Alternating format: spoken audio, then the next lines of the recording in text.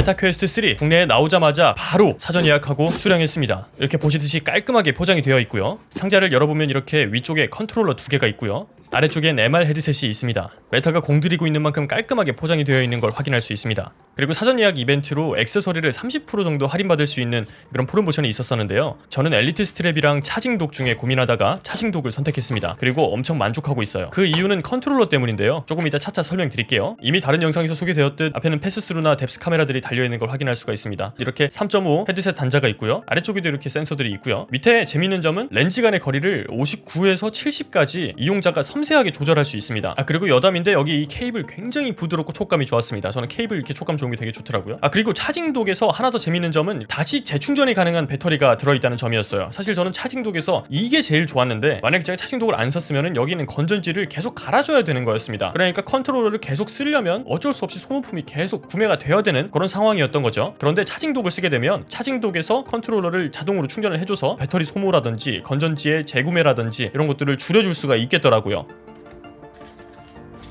처음 이렇게 퀘스트 3를 쓰면 세팅이 들어가야 됩니다. 인스타그램도 로그인을 하고 페이스북도 연동을 하고 해야 돼서 아이디랑 비밀번호를 쳐야 될 순간들이 많았는데요. 이렇게 가상 키패드를 활용해서 물리 키보드를 활용하는 것처럼 타이핑을 할 수가 있더라고요. 그리고 이제 기본적인 세팅을 끝내면 들어가서 조금 더 퍼스널한 세팅을 해야 됩니다. 그 이후에 출시된 앱들이나 이런 것들을 사용할 수가 있게 됩니다. 근데 저는 여기서 깜짝 놀랐던 게 하나 있어요. 바로 이 핸드 트래킹이었는데요. 애플 비전 프로의 소개 영상을 보신 분들은 아시겠지만 애플 비전 프로는 이렇게 컨트롤러가 없습니다. 이 이용자의 손으로 애플 비전 프로 안에서의 가상현실들을 제어할 수 있다. 요게 이제 비전 프로의 포인트였는데요. 그거를 메타 퀘스트 3가 그대로 다 구현을 했더라고요. 그리고 그 기술이 전혀 뒤떨어짐이 없습니다. 이게 핸드 트래킹이 엄청 자연스럽고 레이턴시나 이런 것들이 낮아서 제가 의도하는 그대로를 가상 환경에서 이렇게 인터랙팅 할 수가 있었어요. 뭔가 이게 지금 허공에다가 손질을 하고 있는 건데 제가 느끼기에는 어떤 물리적인 키보드를 이용하고 있다라고 느껴질 만큼 굉장히 자연스럽고 매칭이 잘 됐습니다. 그래서 이렇게 돼버리면은 애플 비전 프로에서 어떤 강점이나 차별점으로 보였던 핸드 트래킹 기법이 메타 퀘스트에서도 가능하고 심지어 컨트롤러까지 이용 가능한, 어떻게 보면 조금 더 기능적으로 다양하게 소비자들에게 제공하는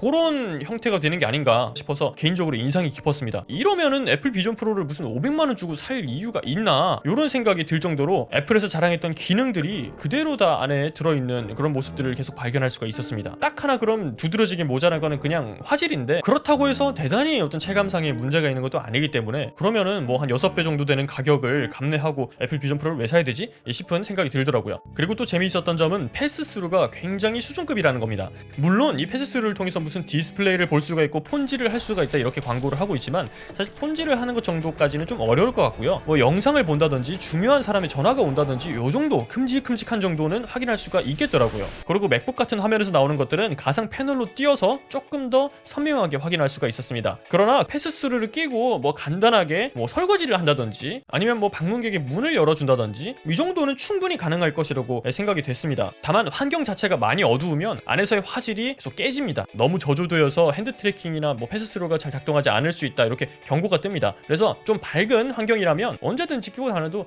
문제가 없을 것 같습니다. 인터넷만 된다면. 그래서 아까 말씀드린 것처럼 메타 퀘스트 3를 쓰고 이런 설거지를 할 수도 있고요. 저처럼 이렇게 과일을 드시면서 유튜브를 보신다든지 이런 게 다 가능하더라고요. 가상 패널이기 때문에 제가 눈으로 보고 있는 어디에도 그 패널을 옮길 수가 있습니다. 그러나 여전히 VR 콘텐츠가 좀 약하긴 합니다. 딱히 즐길 게 없어요. 뭔가 게임이 있고 콘텐츠들이 있고 이렇긴 한데 눈에 딱 들어오고 이거 한번 해보고 싶다 이런 생각이 들진 않더라고요. 그래서 결국 익숙한 걸 찾아갔는데 그게 결국에 유튜브고 인스타그램이긴 했어요.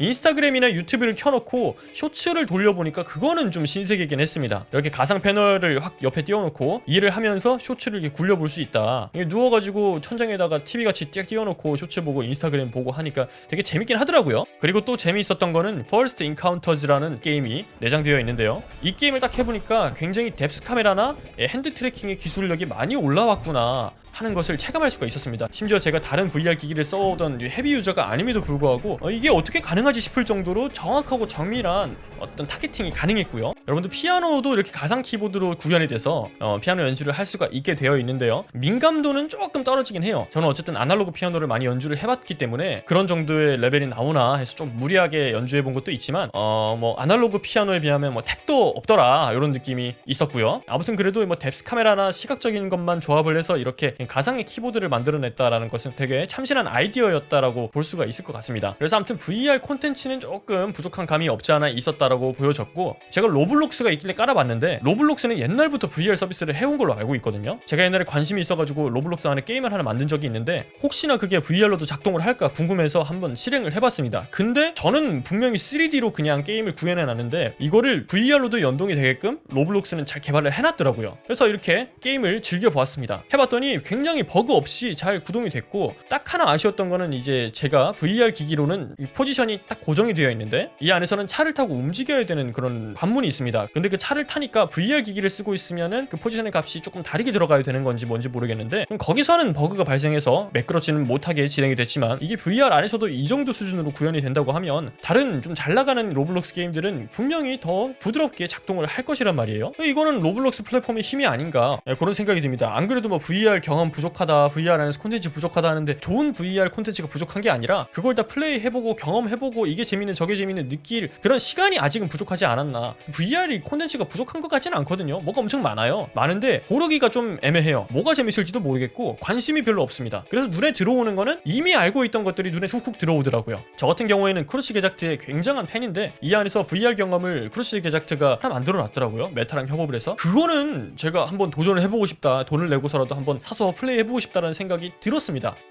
그리고 또 VR 헤드셋, MR 헤드셋 하면 꼭 따라오는 게 이 어지럼증이잖아요. 근데 이걸 어떻게 고친 건지 모르겠지만 메타퀘스트 3는 일단 몸을 많이 못 움직이게 설계가 돼 있습니다. 무슨 뭐 VR 경험을 하든 뭘 하든 간에 콕 박혀가지고 플레이하도록 되어 있고, 그 플레이하는 것들도 가상 공간에 있는 플레이어가 많이 이동해야 되는 거는 거의 없었어요. 그래서 그런지 모르겠는데 어지럼증이 없더라고요. 그리고 인상 깊었던 것 중에 하나는 호라이즌 워크룸이었어요. 이게 생각보다 많이 괜찮더라고요. 호라이즌에서 뭐 맨날 얘기하는 게 메타버스 공간 안에서 업무를 해보세요, 뭐 동료들과 소통해보세요, 이런 것들을 광고할 때마다 집어넣었었는데 이게 실제로 무슨 일을 그렇게 할 수 있을까 생각을 했거든요. 굳이 줌이나 이런 게 다 있는데 왜 이걸 헤드셋을 써가지고 들어가서 그런 식으로 우리가 소통을 해야 되지? 업무를 봐야 되지? 이런 생각을 했습니다. 그런데 한번 워크룸을 경험해 보니까 그럴 수도 있겠다 싶은 생각이 확 들더라고요. 어떤 점에서 그랬냐면은 이게 줌보다 훨씬 편한 점들이 있습니다. 예를 들어서 제 화면을 공유한다든지 제 아이디어를 스케치해서 바로 팀원들과 공유한다든지 시선 이런 것들을 다 실시간으로 안에 있는 동료들과 공유할 수가 있고, 이런 점들을 활용해서 더 빠르게 일을 진행할 수가 있겠구나 싶은 생각이 들었습니다. 이 앞에 제 컴퓨터를 띄워놓고 제 컴퓨터를 보면서 아이디어를 공유하거나 더 설명할 수 있는 이런 식의 작업도 가능하겠더라고요. 그러니까 PPT를 한다든지 회의를 한다든지 구체적인 뭐 브레인스토밍을 한다든지 이런 것들이 MR 헤드셋을 끼고 하면 더 능률이 올라갈 수가 있겠구나. 줌으로 들어가면은 자기 화면을 꺼버리는 사람도 많고요. 이게 지금 보고 있는 건지 이름만 찍어놓고 뭐 딴 일을 하는 건지 알 수가 없는데 호라이즌을 쓰게 되면 그런 모호함 없이 깔끔하게 해야 될 시간에 해야 될 일 딱 하고 나갈 수가 있겠구나, 이런 생각이 들긴 했습니다. 가격이나 용량이나 그런 것들은 여러분들도 다 보셨겠지만 128GB, 512GB 이렇게 있습니다. 저는 128GB를 샀어요. 솔직히 가상 패널로 띄워서 연동도 가능하고 VR 게임을 엄청나게 많이 할 것 같지는 않아서 128GB를 선택한 것도 좀 있는데, 뭐 용량이 많이 필요하신 분이 아니라면 굳이 512GB짜리를 사야 되나 이런 생각이 들긴 하더라고요. 그래서 구매하실 분들은 이런 점들을 참고하시면 좋을 것 같고요. 오늘 영상이 도움이 되셨다면 좋아요와 구독으로 응원해 주시고요. 저는 또 다음 영상에서 인사드리도록 하겠습니다. 그럼 그때까지 뿅!